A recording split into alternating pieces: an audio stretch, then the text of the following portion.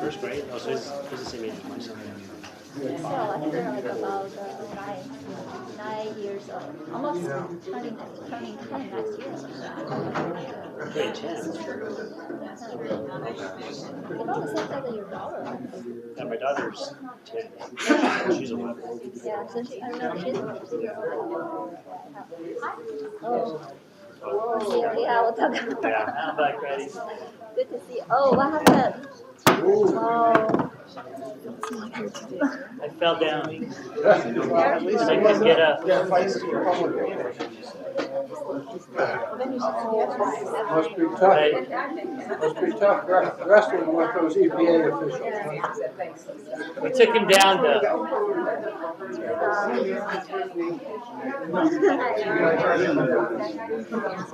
Here's outstanding items in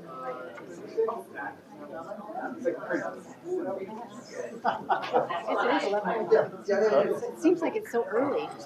I know.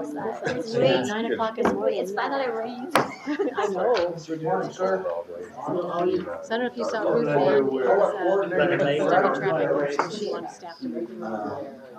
Public hearing. I don't know how late she'll be, but we can We ask only have her. what? Yeah, no, all good. What's that? Yeah. I don't know. Yeah, Yeah, if not, I think then we can. So good morning, everyone. I think it's 11, right? It is 11:02. We're going to go ahead and get started. Phil isn't here today, and I will run the meeting with Jill and Dave and the whole team. Ruth Ann is going to be a little bit late. She asked that we do the public hearing items last. Well, actually, she didn't ask, but we're going to do it last so that hopefully she can be here before then. So we'll just go down the regular order of the agenda. So if there are any questions regarding set hearing,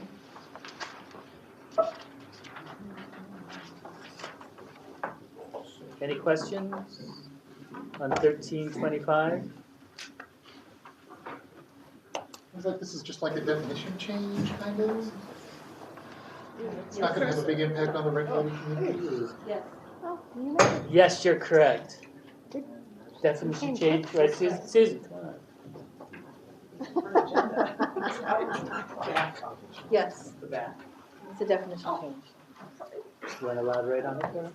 Yeah, so when we amended Reg 13, I think it was 2 years ago, we had modified the definition for a significant source or a major source, and EPA had commented that the definition was missing some, a portion of it. So it's just correcting the definition for major source.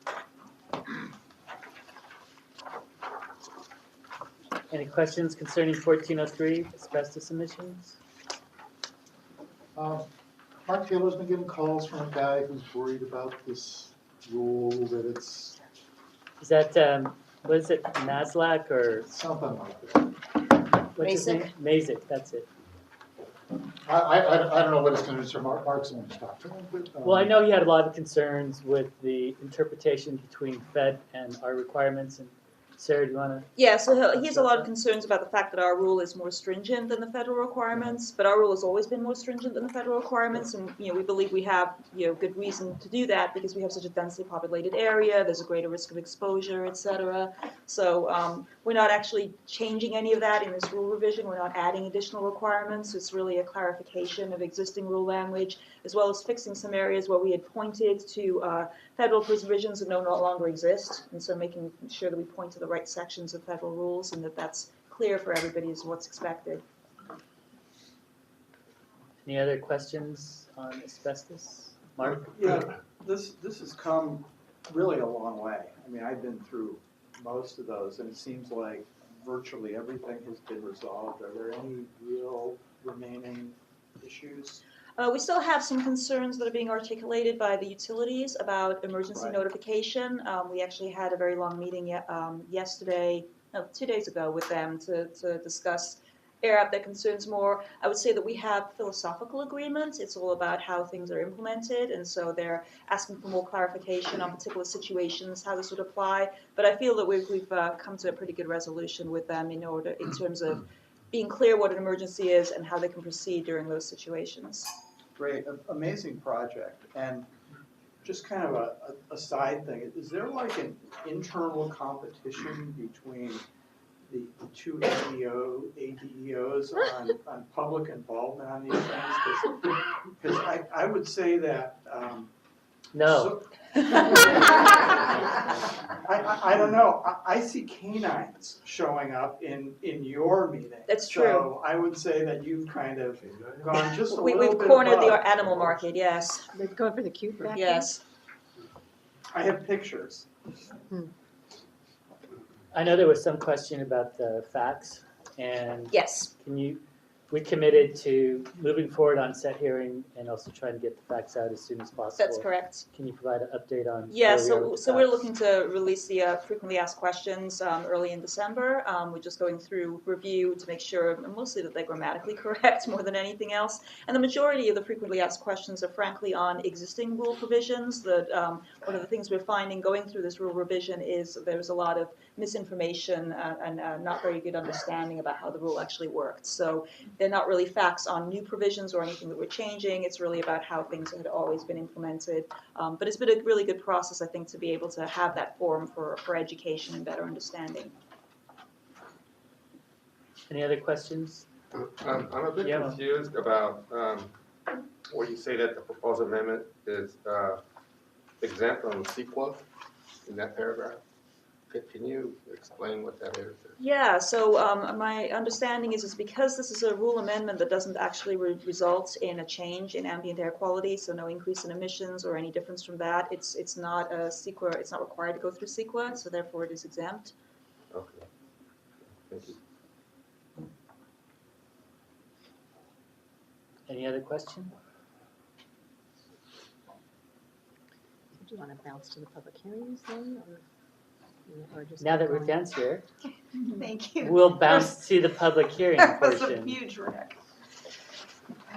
Thank you. Which We all know freeway this. held you up? Or all of them? 2 hours wasn't enough. Yes. So it looks like you took off the MHF presentation for December 7th? So the chair will not be at the December board meeting, so we decided to postpone that, and we'll be going either in January or February. So we don't need to bring a sleeping bag and cooler full of food. Hopefully not, yeah. Very But- happy. Yeah. Susan, you want to do 1118? So for 1118.1, this will go to the January public hearing, but we've been working with the stakeholders. We had a working group meeting before Thanksgiving. I think we're making some good progress in regards to some of the key issues that we had brought up at Stationary Source. This item will come back to the Stationary Source Committee in December, and we're just continuing to kind of move forward and hopefully getting to a place of more agreement. So I think at the end of the day, we may not be in full agreement with all the stakeholders, but in terms of on the new flares and establishing a limit, we're looking at an option that it looks like the oil and gas industry is coming to some type of agreement with us in terms of some type of limitation. Can you explain, Susan, sort of the main concern with regards to unlimited operation with a new flare versus the intent of the flaring aspect? Because I think that's really at the crux of what we're trying to resolve, right? Right, so what we're trying to do is encourage folks that are flaring to use their gas beneficially. So have it go through some other type of device to power another device. So the oil and gas industry in general has a high percentage of beneficial use that they use their gas, and so trying to minimize use of their flares. There are some flares in some locations of facilities where using the gas beneficially is that they either don't have enough gas or there's difficulty in using it beneficially. So for those that we're looking at some type of a carve out, but then for the other facilities, if they would replace that old flare, the concern is that if we don't have some limitation that the emissions could possibly be higher than if they were using it beneficially with an older, dirtier flare. So we're gonna establish some type of limitation for the new flares, but one concern is that we don't wanna have a limitation that's so stringent that it's gonna discourage someone from replacing an old dirty flare with a new flare, a new cleaner flare. But we also want to have some sense that we're not going to be increasing emissions by allowing them just to go to a newer flare with unlimited amount of flaring. So I think we're coming to a good place in that. So we're still working with them. We discussed one of the options, listened to kind of what their concerns were, and I think we have a proposal that will hopefully be able to move us forward on 1118.1. I'm hearing from at least community members, or at least the one community member who's been very vocal, that the changes appear to be going backwards, and they're increasingly less happy. They or he? He. Yeah. He. Thank you. But, I mean, he's really the only one out there that is representing the community interest, which is focused on the AQMP provision. And one thing that confuses me is the AQMP, except for new source review, is an existing source emission reduction plan. And this rule does essentially nothing for existing sources. And so I'm trying to understand the context of this effort with respect to the AQMP and reducing emissions from existing sources. And secondly, the other portion of it being for those existing sources that are not making beneficial use to reduce that routine flaring.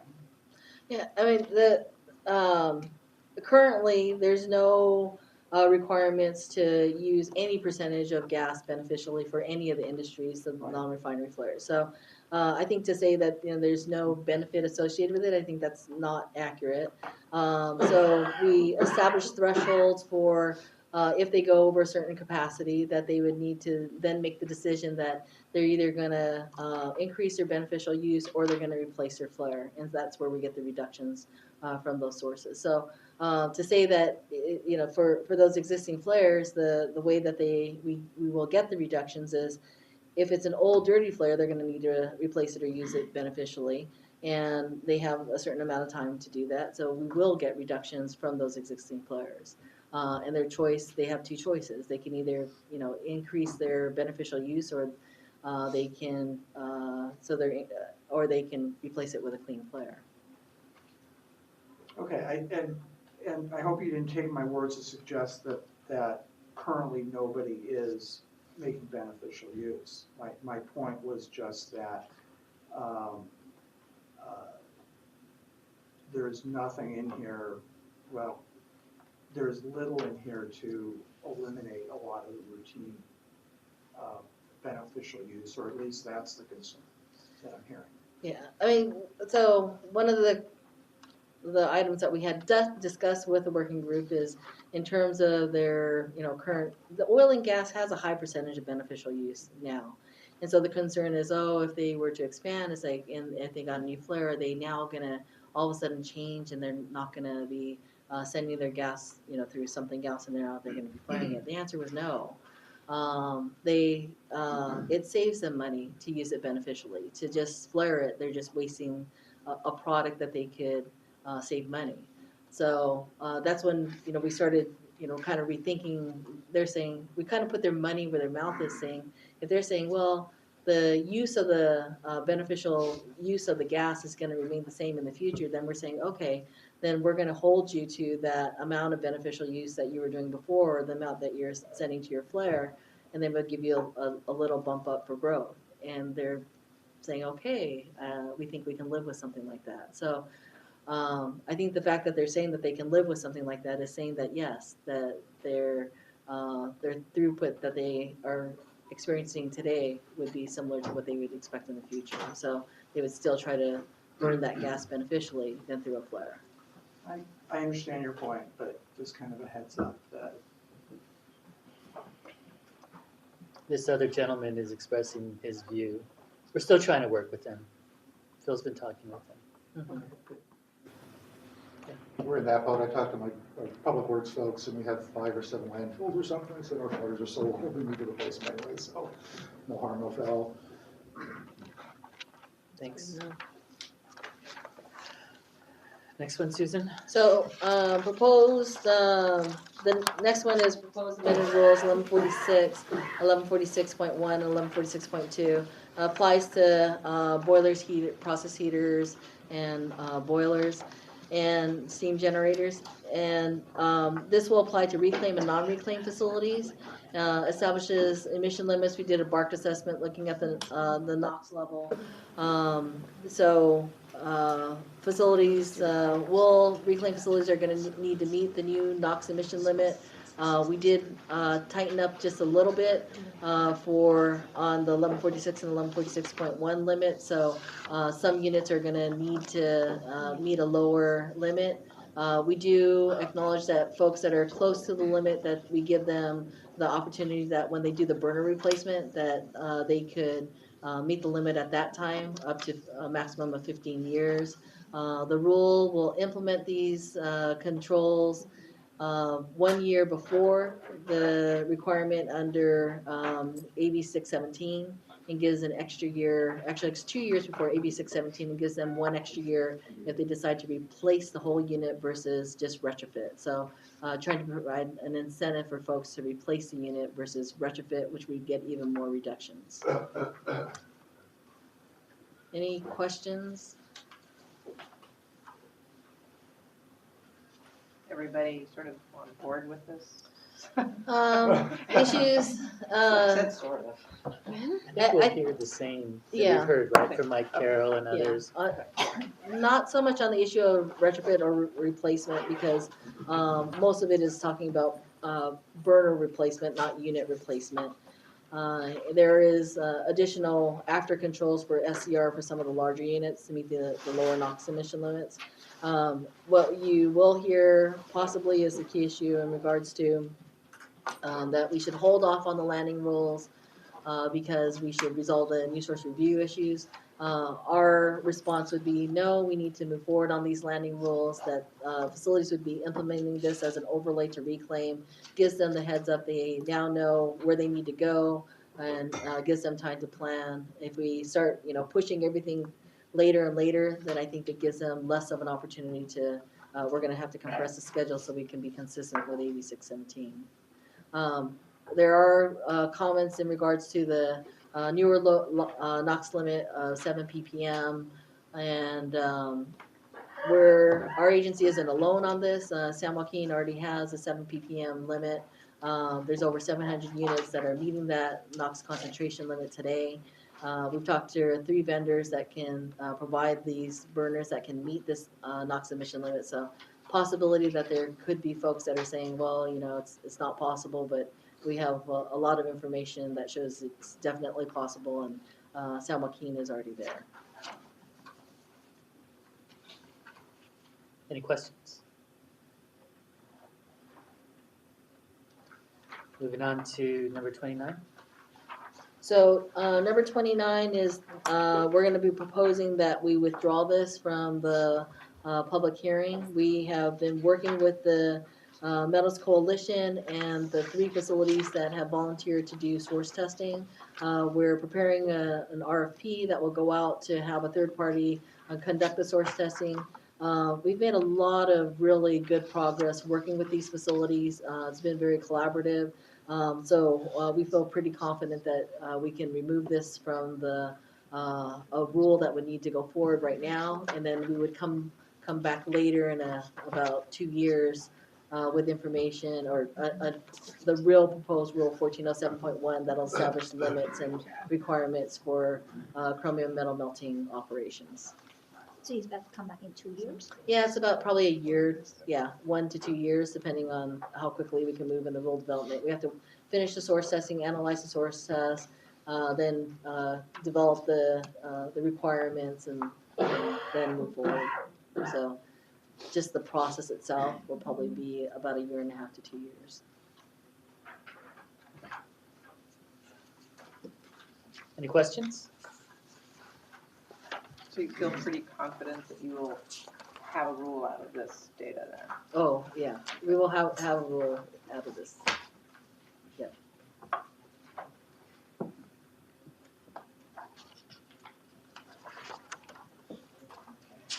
So we'll go back to the regular order and move on to budget. Matt? So number 3, you may recall, I think it was last month, we came to the board to ask approval to move forward with Zanza zero non-emission freight facilities proposal that was awarded by ARB, a $45 million contract. So these are 2 similar proposals that the ports put in under that same solicitation with ARB. These both were awarded fairly significant funds from the Air Resources Board, but they've also asked us to participate in this development of cleaner, near zero, zero emission technologies. In particular, at the Port of LA, they're going to be demonstrating the fuel cell trucks with Toyota and Kenworth. And then the Port of Long Beach, they're doing a variety of different near zero emission port equipment. So not on-road trucks, but yard hauslers and cranes and things of that nature. So we're requesting that the board allow us to enter into co-funding agreements with both ports. I have one little question. The vehicles that are being purchased, they will remain with the ports? Typically, no. It depends on the status of the manufacturer. So, for example, the Toyota vehicles will likely not remain in service after the life of the contract because the intent is to demonstrate the feasibility and for them to optimize it. And so, oftentimes, same with our Daimler project, they don't want these less than optimal vehicles still on the road. So if they're operating well, then they allow them to use them further. But the intent is to get to a commercial product, not to just keep running prototypes. So depending on the nature of the demonstration, how well it works out, they may allow them to use it for a period of time. But oftentimes prototypes are not kept in service for the life of the vehicle. We have a heck of a lot of prototypes out there. And I would think maybe 1 or 2 per category would have been sufficient. No. Yeah, that's actually a misunderstanding that a lot of people think is that once you do a demonstration, you can just keep that vehicle in service. Oftentimes there's at least 3 or 4 cycles of demonstration, so they often call them beta, alpha, and then final pre-commercial, and then commercial. Because you really don't want these older prototypes on the road and then having people compare that to the potential product, just because they'll have issues with it. The next item is an item that we're proposing to work with the Center at the UC Riverside CSER to do an evaluation of biodiesel and renewable diesel. So you may recall that, and this is really for off-road category, there aren't a lot of technologies that are available to get to near zero and zero emission technologies in the off-road, especially construction equipment. And we've shown this before in previous demonstrations. There's just space limitation, visibility issues when you start putting after treatment and other things onto these vehicles. And so one way to get immediate NOx reductions is to look at renewable diesel and potential biodiesel blends with NOx mitigation solutions put inside the biodiesel. So this is to evaluate those different blends in an off-road application, with the hope of achieving, probably 10 to 13% NOx reductions in a drop in fuel, which would be better than just with no mitigation. So this is to help co-fund a study with CSER. We're partnering with ARB and the EPA and the San Juan County. And this is playing with fuel blends for reduce the NOx instead of after treatment. Yeah, because like I said, it's difficult to re-engineer some of these construction equipment. And that would take a long lead time for engineering and whatnot. So this could be a more immediate half solution or quarter solution, but at least it's getting us some emission benefit.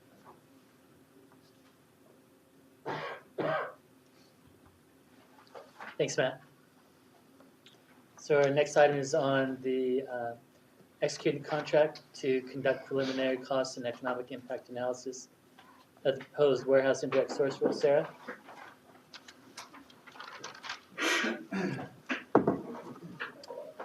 Yeah, so this is just really to execute that contract to do the work. I don't know if you guys have any particular questions about the details of that?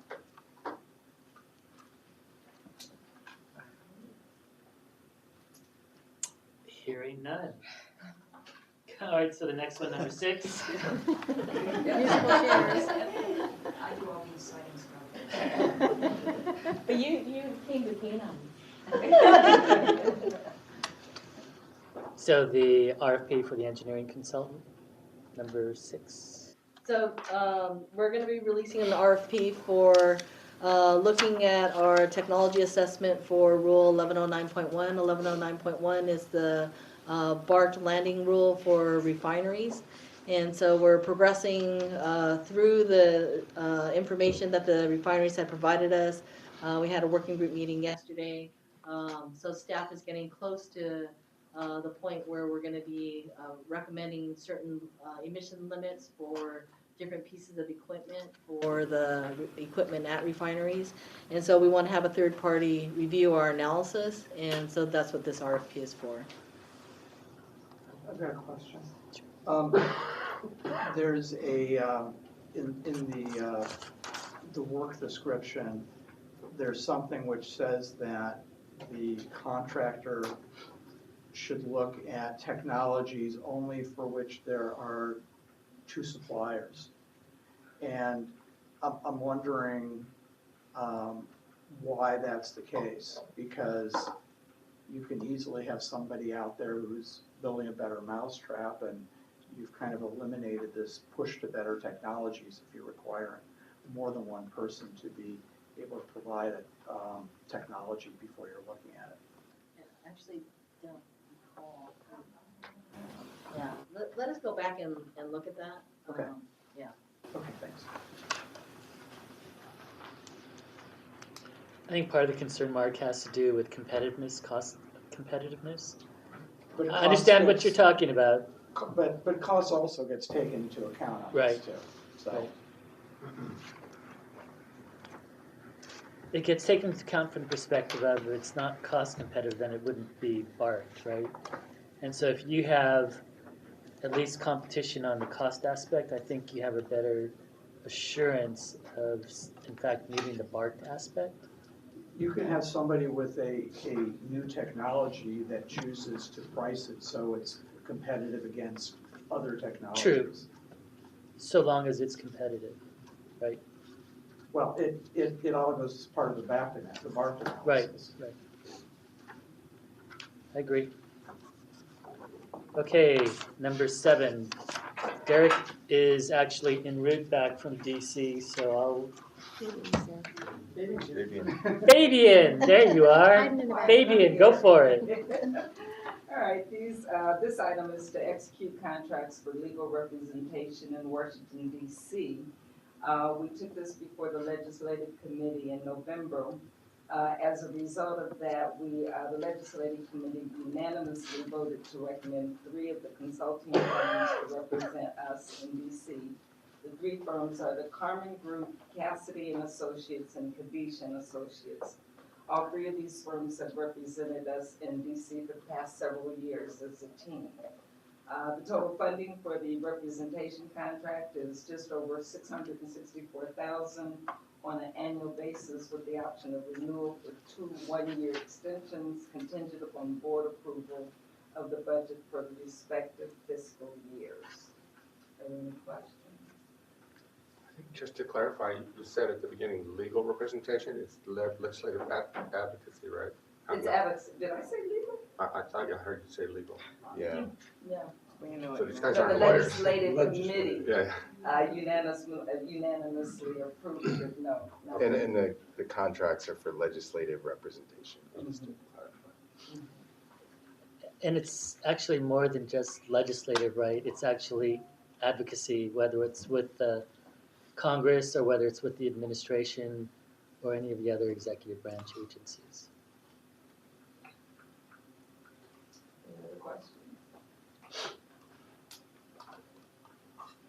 Item number 8 is to issue an RFP for consulting services for SCAQMD environmental justice outreach and initiatives.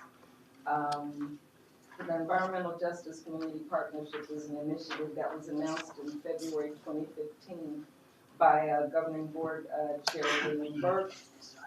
It's important to keep an active presence throughout the South Coast and engage in environmental justice efforts year-round.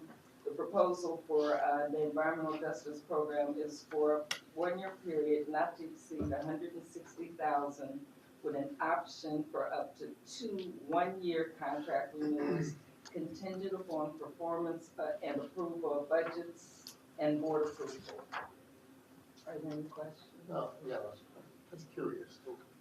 How large a group population-wise do you consider the DJ community throughout the district?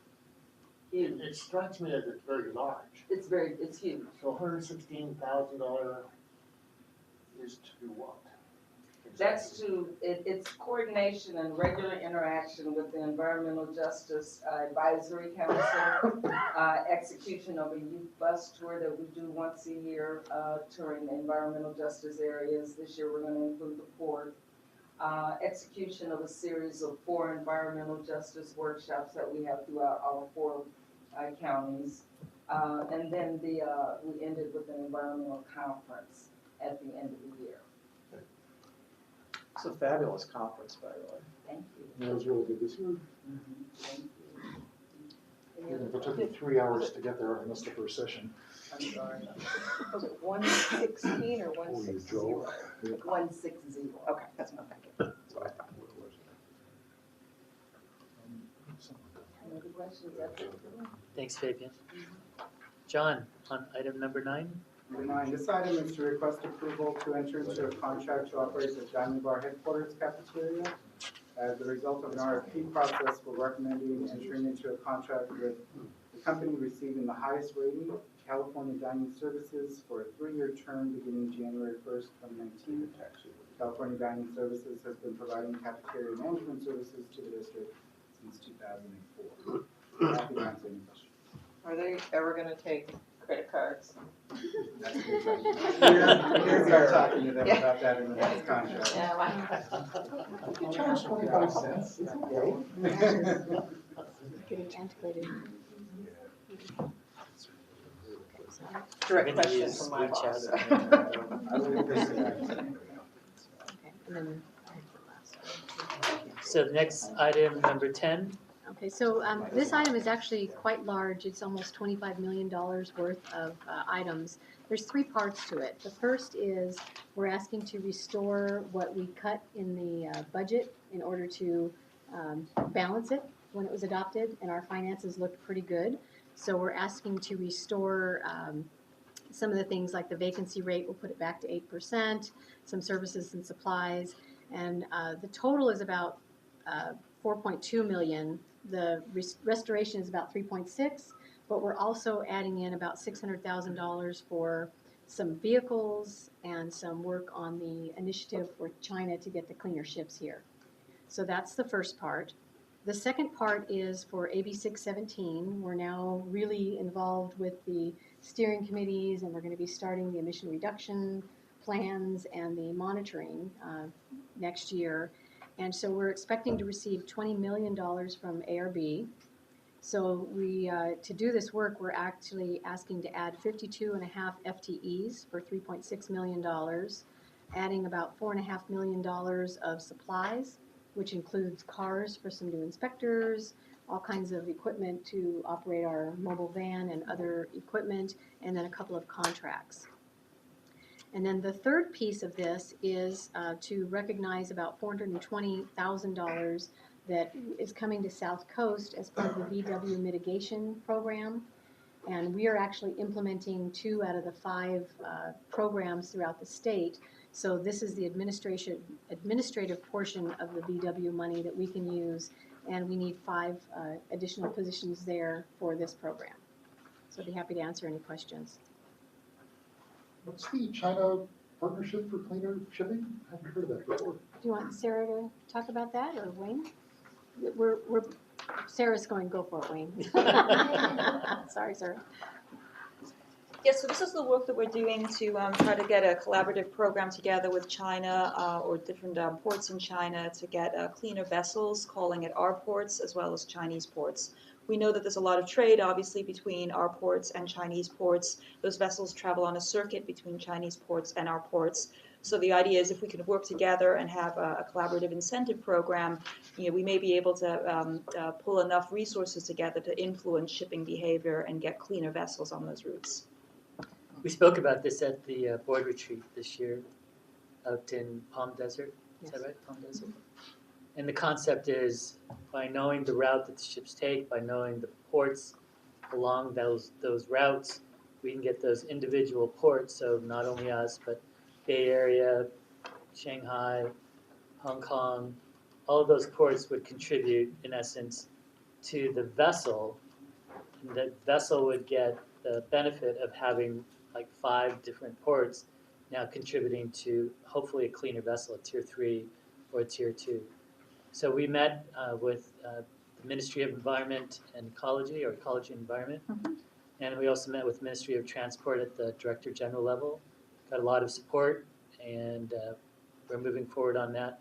Part of the first aspects of those meetings is the technology forum, which will be next week, which I hope many of you can attend. And then we've also been invited back to China in January to again further those discussions. So this is really important because of the fact that ocean-going vessels are going to become the largest source of NOx in a few years. We want to be able to try to reduce those emissions. So the broad concept was, we looked at this from what are the real sources that are impacting us as a region. We know that heavy-duty trucks are a big impact, the mobile sources. And so we moved aggressively to develop a petition, submit that petition to EPA, and 2 weeks ago, 3 weeks ago, EPA announced that they're going to move forward on that. And a new emission standard for ocean-going vessels? for the heavy-duty trucks. Oh, heavy-duty trucks, I'm sorry.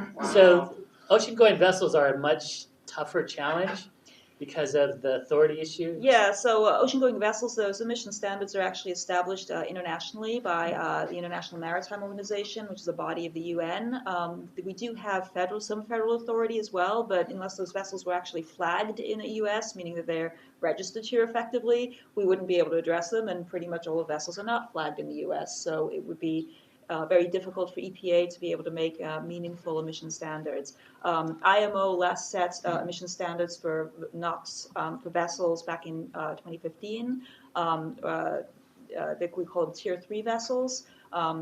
IMO is not going to set any new standards anytime soon, and those Tier 3 vessels, they're only applicable within emission control areas, so very limited areas. North America has an emission control area, Europe has one, and they're moving to NOx emission controls, but it's not all over the world, so IMO standards have very limited utility for us. Sarah, what's the expected life expectancy of these vessels? Isn't it really long, kind of like trains? They hang out for forever. many decades, so yeah. Could be So when 40. you move, a ship moves into an emission control area, they have to meet a certain standard. Right, they have to use a low So you can't sulfur use a fuel, 1940. and they have to have, if they're built after a certain year, they have to have be able to meet NOx emission standards. But if they're if they're older vessels, they don't have to meet any of that. They have to burn the lower sulfur fuel, but they don't have any requirements for NOx. What's our sense in regard to the feds moving on the heavy-duty trucks? What are they committing to? Have they made a commitment? So they've committed to look at everything with regards to the trucks. So when I say everything, they're going to be looking at the testing protocol. They're going to be looking at the certification. They're going to be looking at the emission endpoints. So their desire is very similar to what Engine Manufacturers Association and Diesel Technology Forum has said, which is we can get a lot of reductions by looking at the whole process, the actual real-world duty cycles, and they think that they can deliver those reductions either with or without changing the emission standard. But the rulemaking effort is technology forcing. So they're not going to be able to say that, well, we don't think that trucks can't meet the standard, because what we said is, and Matt, correct me if I'm wrong, there's over 40,000 CNG trucks that are already at .02, or is it 20,000? Something along those lines is what, Yeah, because if you include the 8.9 liters and then the 12s, you're probably at 10,000. so what our point was, there's already a demonstration that these vehicles are doing that. And then what we said at a conference was, you guys have to go big on this. Because Daimler was in the meeting, Volvo was in the meeting, we said, you guys are already looking at 0 emissions. So to say that you're gonna stay at .2 is ridiculous. And from my perspective, to be at .02, we're already showing you it can be done. You should be at 0. So it's that process, it's that rulemaking process that's going to begin. We will be involved with that, as will ARB. So we have long haul trucks at .02 now? Yes. There was one in our parking lot a couple weeks ago. So this initiative that we're talking about, the ocean-going vessels, is sort of part of that broader area where we're extending our leadership, if you will, where we don't have specific authority, but we're having the ability to impact those sources, even though we don't have that authority, to our benefit. Any questions? One more, we're getting $20 million in 617 money, Yes. which is very exciting, and I'm sure there are a lot of happy engineers out there right now. But what about ongoing? I mean, this is a one-time commitment, and We got 2 years. 10.8 million last year, and then the legislature had a 2-year commitment for 50 million statewide. So we're getting 20 out of the 50 this year. We expect we'll get that many next year. We have 3 communities in South Coast. There's 10 statewide, but we're covering a huge geographical area and population. It's really important that we do a great job on the first parts of this program, because that's going to be the test for the legislature to do continued sustained funding. So we're in good shape for this 20 million, the next 20 million, and then after that, we're going to have to really show that we've done a great job throughout the state in order to get more money. So frankly, if the money dries up, we're not going to be able to sustain the efforts. There's a lot of skepticism among some folks in the EJ communities about the program, but you know, from what I've seen, 3 steering committee meetings, I think the district has really put its best foot forward, and Thank you. haven't heard some of the complaining that sometimes we get from some of these people when other agencies like DTSC are dealing with them. So, Can you elaborate on the skepticism you're hearing?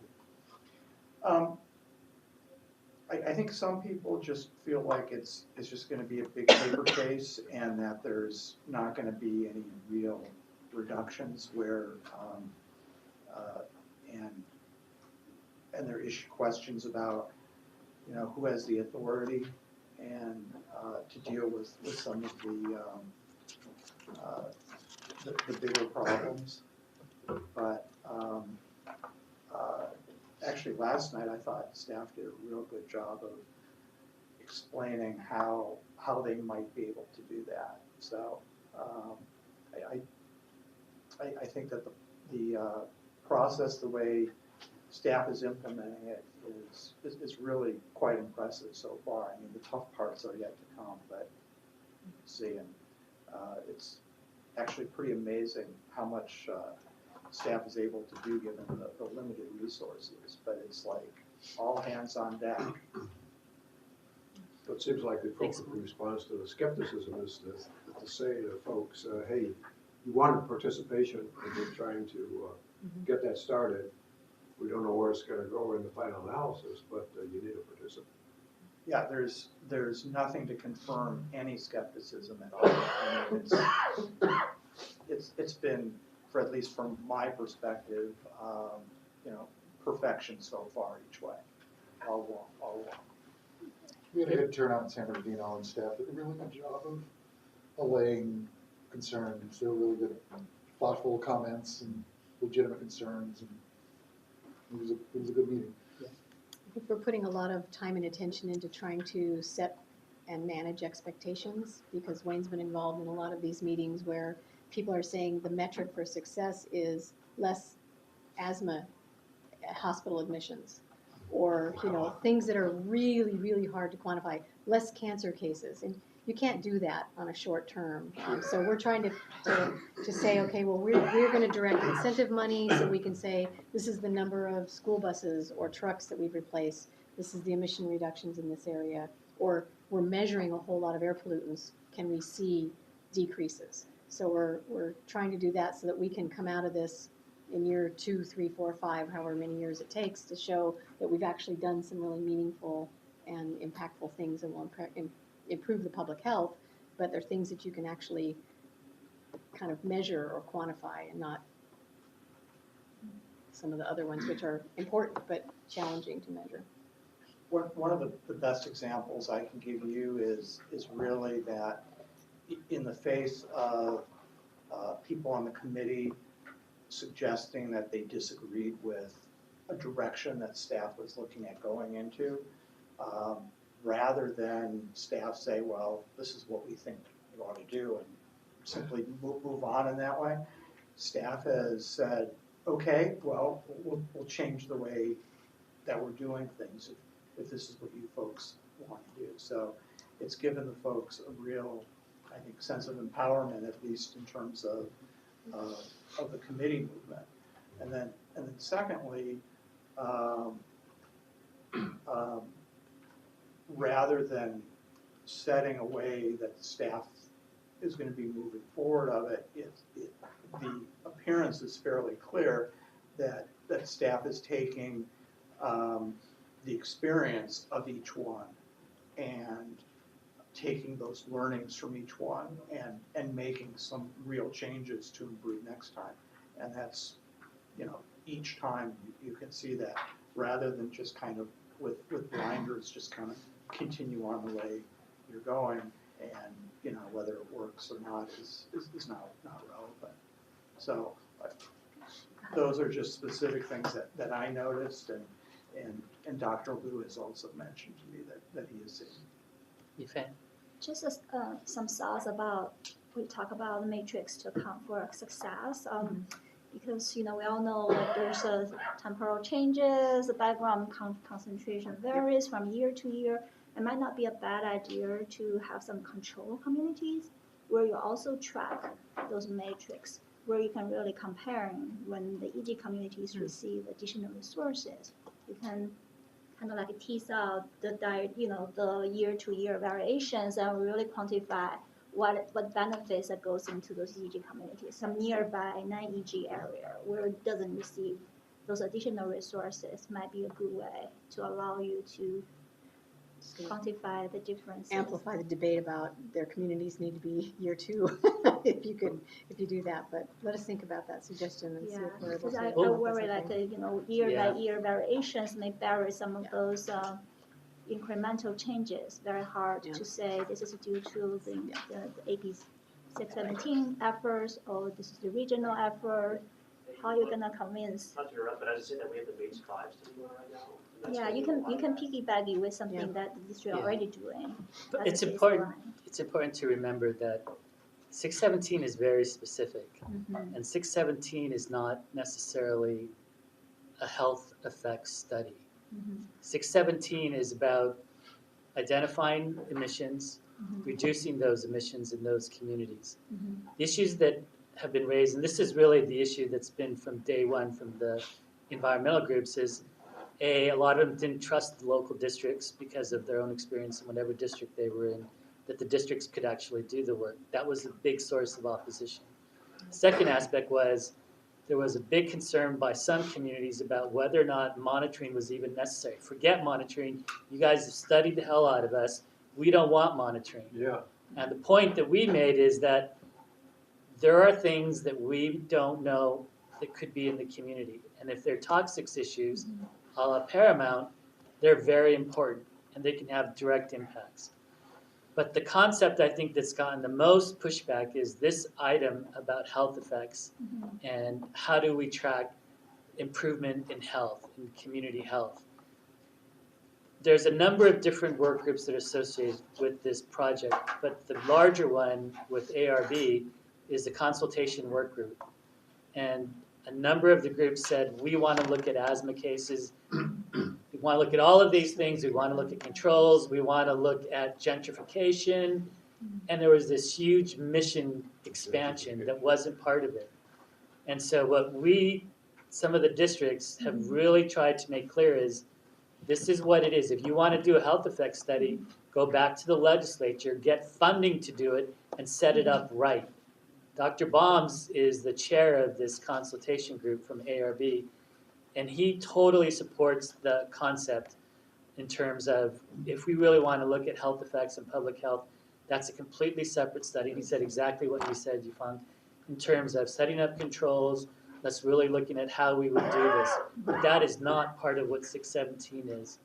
And so part of what we've been really trying hard to do is to manage those expectations and be very clear about what the role is and what we're going to do and how we're going to work. And I think that in answer to some of the other questions about what are some of the skepticism and concerns, it really is about this collaborative type effort.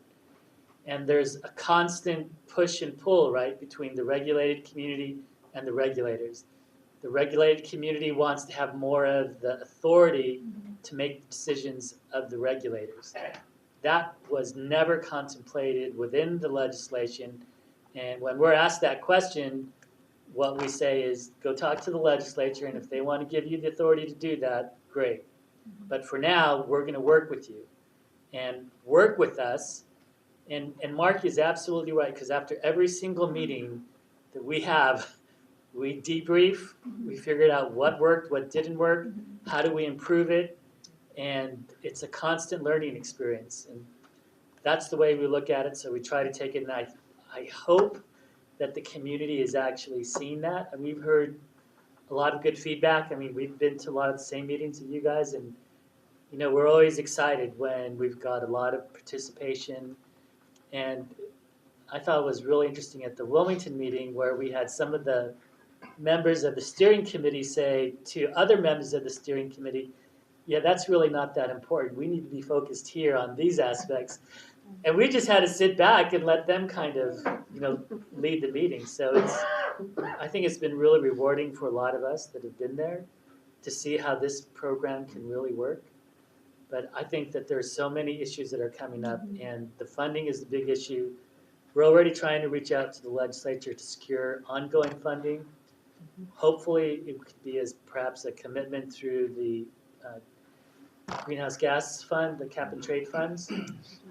But you know, we need to reach out to the new governor, and we know that we've got the President Pro Tem and the Speaker's support on these kind of issues. So that's what we're trying to do. It occurs to me that this is primarily focused on localized pollution sources versus ambient, which means that in the inland area, there's going to be less satisfaction because their problem is transport and ambient levels of ozone, more so than anything in the heavily industrial areas of LA, which you're looking at localized pollution. I would say it depends on the communities, right? I mean, in general, I agree with that assessment, but we know that there are a number of smaller shops, facilities that could have a pretty large impact, and I think that's where the monitoring aspect is going to be important. But clearly, the reduction in mobile sources is going to be critical for those communities. And that's why we have to be able to do a good job of actually defining in those communities what those reductions are.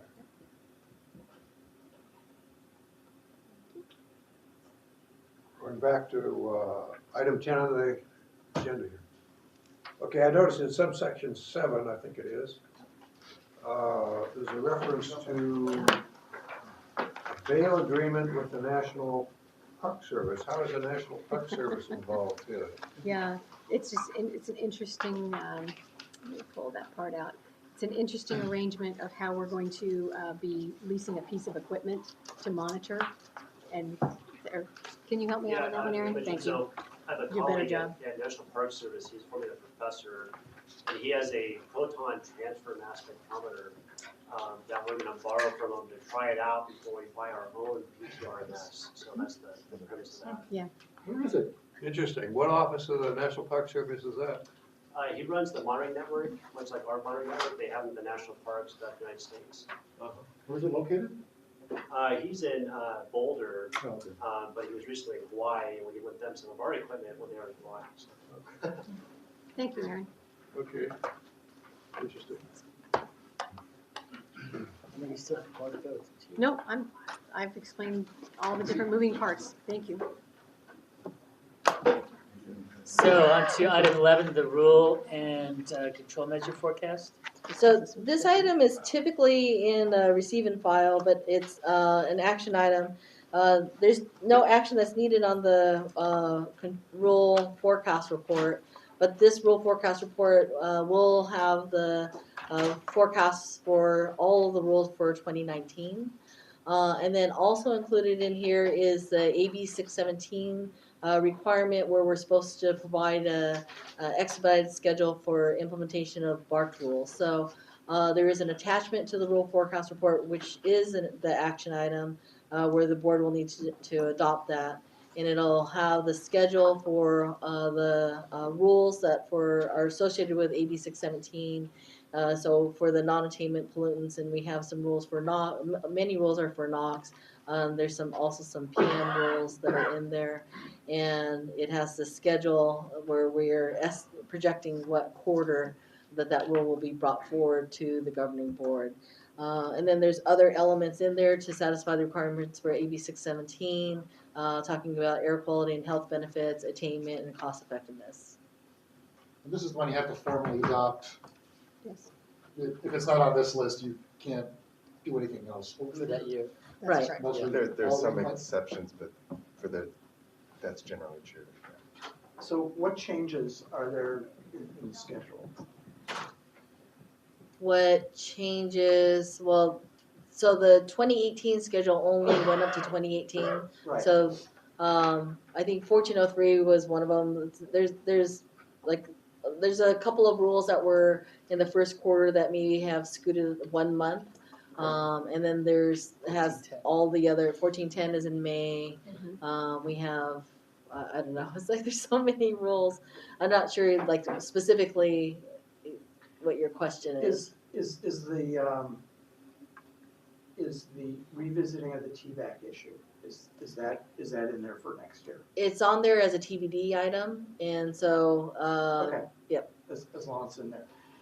You know, just a second point,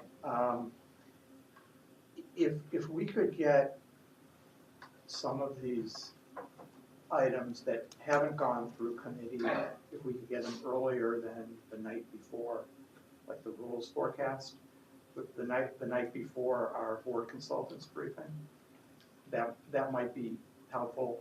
That's the one. Many months I have a little bit of difficulty being able to review it, particularly for the December one. Okay. It makes it a little more difficult because I wasn't able to look at it, and last night I was having fun at your 617 meeting, so. Yeah, we were still making, some, because this is the mass calendar for 2019. So there were still some little additions and things that we were making even today, this morning. So I don't think that one is one of the items that's in your package today. Okay. Okay, well, I wouldn't have been able to look at it anyway. Yeah, so. okay. Coming soon. It's coming soon, yeah. Okay, thanks. So, any questions on the information received and filed?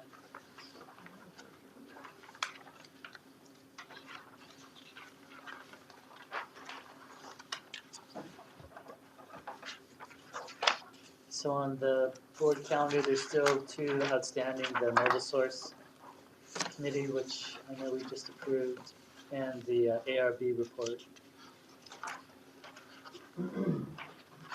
Other than that, that's it. Are there any other general questions?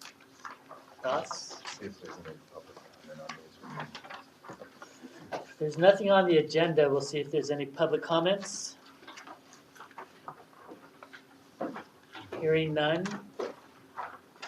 No further questions? Any other business? I appreciate you having this meeting.